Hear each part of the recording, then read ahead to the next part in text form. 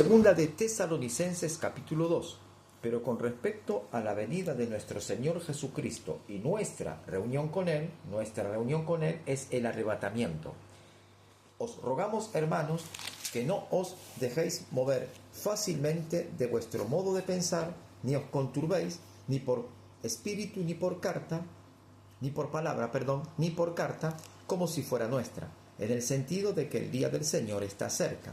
Nadie os engañe en ninguna manera, porque no vendrá, ¿qué cosa? El arrebatamiento no va a suceder sin que antes venga la apostasía y se manifieste el hombre de pecado, el hijo de perdición, el cual se opone y se levanta contra todo lo que se llama Dios o es objeto de culto, tanto que se sienta en el templo de Dios como Dios haciéndose pasar por Dios. Este es el anticristo.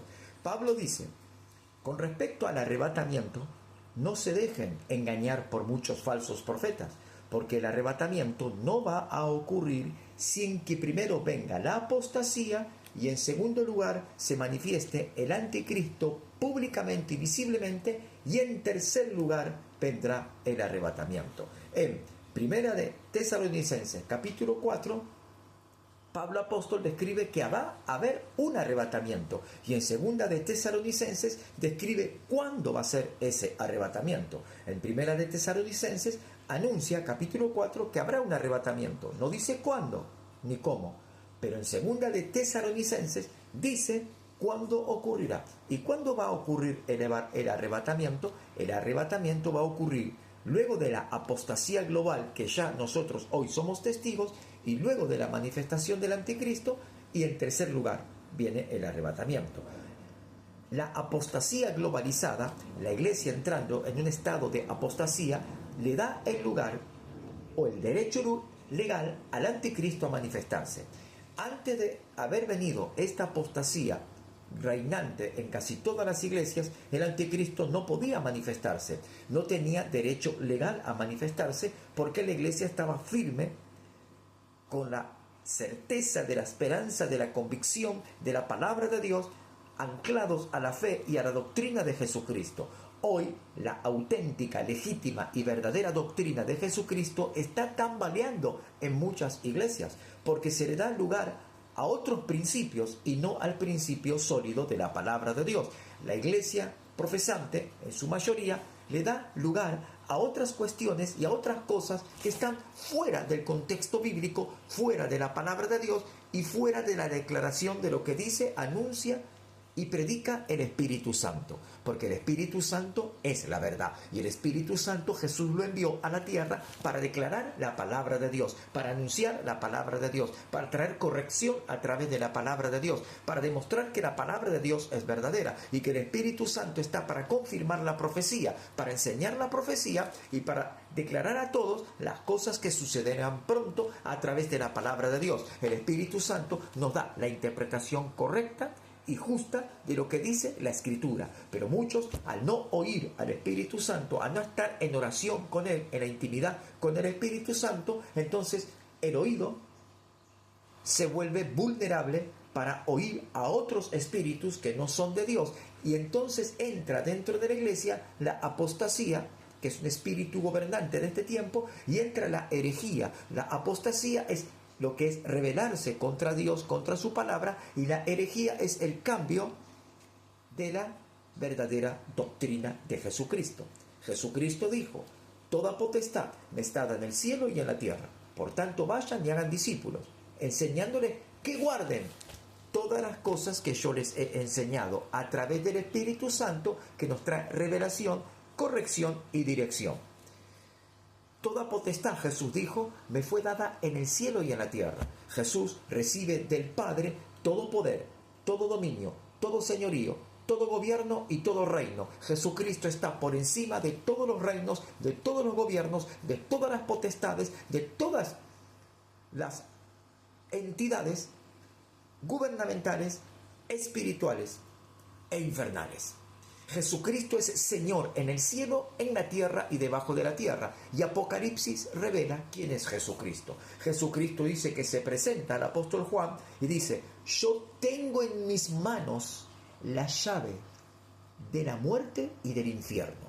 Jesucristo venció a la muerte, tiene dominio y poder y autoridad sobre la muerte. Jesucristo venció al infierno, tiene poder y dominio sobre el infierno. Satanás no es señor del infierno. Jesucristo es el Señor en el cielo, en la tierra y debajo de la tierra, aún en el infierno. Jesucristo puede entrar y salir cuantas veces quiera del infierno y los demonios tiemblan y se le someten. Y tiemblan. La Biblia dice, los demonios creen y tiemblan. Y cuando el endemoniado de Gadara, que vivía y habitaba en los sepulcros, vio a Jesús, los demonios que estaban dentro de él quisieron matar a Jesús, pero cuando se acercaron reconocieron que era el Hijo legítimo, auténtico y verdadero de Dios. Y se postraron. 5.000 demonios aproximadamente tenía este hombre gadareno, desde Gadara, porque dice que cuando lo ataban con cadenas, rompía las cadenas. La fuerza de 5.000 demonios era mayor que la de 10 elefantes juntos. Y cuando vieron a Jesús, estos demonios quisieron matarlo, mas cuando le reconocieron, se postraron ante él y dijeron: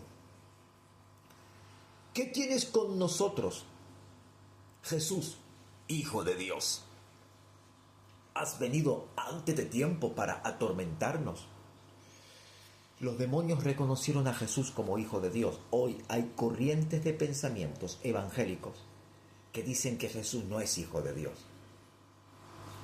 Examine un poquito lo que está pasando hoy en el mundo, en la iglesia. Porque se han desvinculado de la doctrina de Jesucristo. Y la Biblia y en Apocalipsis, la palabra de Dios describe, Jesús, la Biblia, el Apocalipsis describen que debemos retener el testimonio de Jesucristo. Debemos retener la palabra de Dios y guardarla celosamente. Porque muchos contumaces, falsos apóstoles, falsos profetas, pseudopastores, tuercen las escrituras para provecho de sí mismos, porque quieren sacar ventaja con la escritura torcida, porque manipulan a muchos, pero el evangelio no es manipulación. El evangelio, como dijo el apóstol Pablo, es poder de Dios para salvación a todo aquel que cree. Y aquel que manipula a las personas por medio del evangelio, quiero decirles que tienen una mazmorra reservada en el infierno con fuego y azufre, donde serán atormentados de día y de noche y no tendrán reposo ni descanso. Y nadie les acercará un vaso de agua para beber, por cuanto se han burlado del evangelio, se han burlado de Dios y han engañado al pueblo de Dios. Iglesia de Jesucristo, arrepiéntete de tus muchos pecados. Sí, a pastores, líderes evangélicos les digo, no a los pecadores, sino a líderes evangélicos. Arrepiéntanse de sus muchos pecados y vuelvan al Espíritu Santo y a la palabra de Dios y a vivir bajo los requerimientos del Espíritu Santo y a ser llenos del Espíritu Santo, porque los títulos académicos, bíblicos, de seminarios y de institutos que enseñan la Biblia, de nada les servirá cuando Jesucristo venga montado en su caballo blanco para juzgar a todas las naciones.